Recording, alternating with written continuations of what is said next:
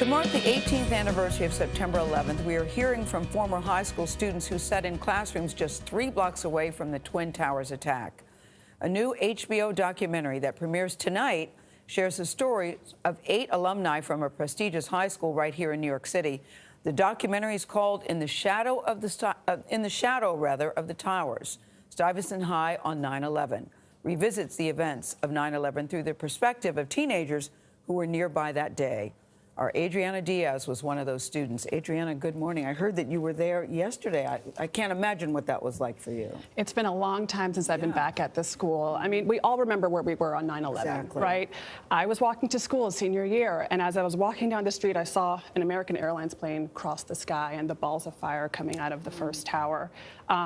I didn't know what to do, so I went to school. I told my calculus teacher what happened, and she said, "We know, but we have a quiz to take." Whoa. I think she just wanted to maintain normalcy and calm. At and that time, she probably thought it was just an accident. Right, and the blinds were down, so we couldn't really see from the classroom. But my story is just one of millions from that day, and the images of that day are hard to watch. Can you guys believe it's been 18 years?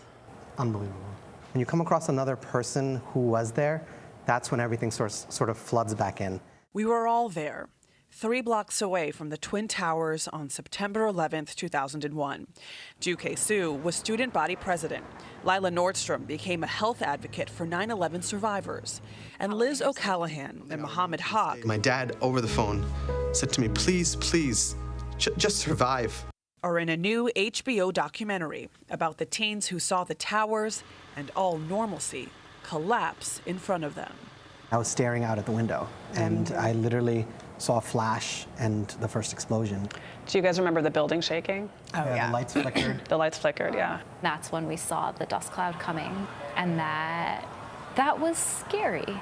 That was scary.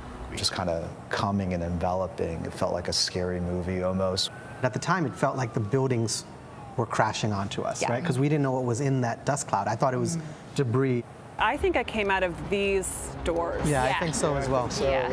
And this is where there was all the confusion because the debris was kind of flowing around the building up there and people were pushing back. Pushing back because as students were exiting, the second building was falling. We just started running uptown, up the highway. There were people from further downtown covered head to foot in this off-white powder. They looked like ghosts.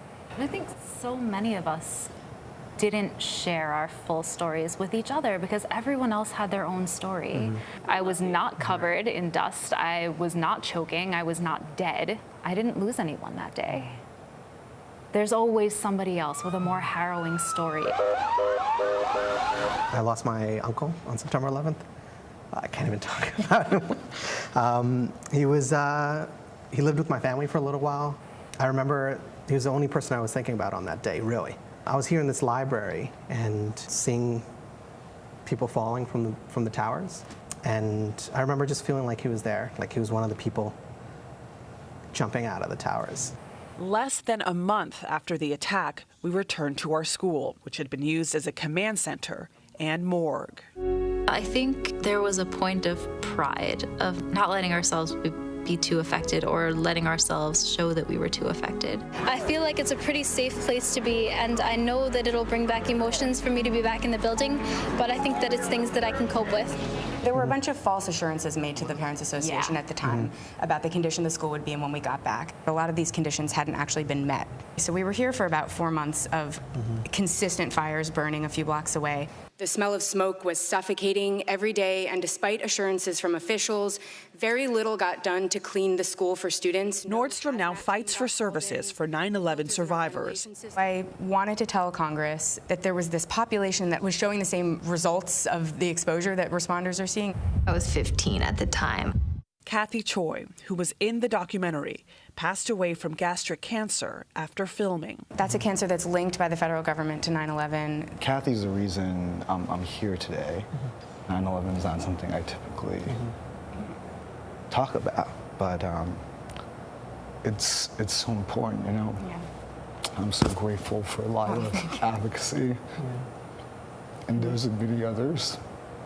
The 5 of us were largely not that close in high school. but we all knew each other. And like we all hugged each other when we came in. How are you? Like there is an affection there. Affection I captured in this camcorder video I took of the last day of school. Kathleen printed my thesis. This shared experience, which could be very traumatic and tragic, it has brought us all together. There really is a bond there. It's transcended where we live. Totally.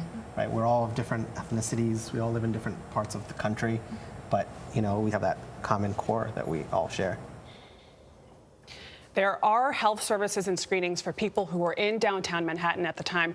We have information about those resources at cbsthismorning.com. Now, Lila, the healthcare advocate, she says she knows 20 people who were in our school who now have 9/11 related cancers. Yeah. Kathy Choi, who was in the documentary, who died of cancer, was just 32 years old. The thing that always struck me was what was the psychological impact going to be, particularly on kids who were so close to that. My daughter asked me for 6 months, she was 5. Every night she went to bed for 6 months, she said, "Daddy, have they caught Osama bin Laden yet?" And I'm like, what's the long-term effect of this? And that's what I wonder about the kids in your class. It's something we don't think about a lot, but you kind of worry about how it's affected you long-term. The significance of the attacks, I think you appreciate each year that goes by. I was 20 in Washington, D.C. We were huddled in a gym in the college of at George Washington University. And at the time, I don't think any of us appreciated just what had happened. But every year that goes by, it sinks in more. Yeah. And I think about you, Adriana, that the plane was so close you could tell it was American Airlines, that you could... I didn't know that about you, so to know that you were right there and could actually see the plane coming in is so frightening to me. It was a scary day. You know, it was. We'll never forget. We'll be right back.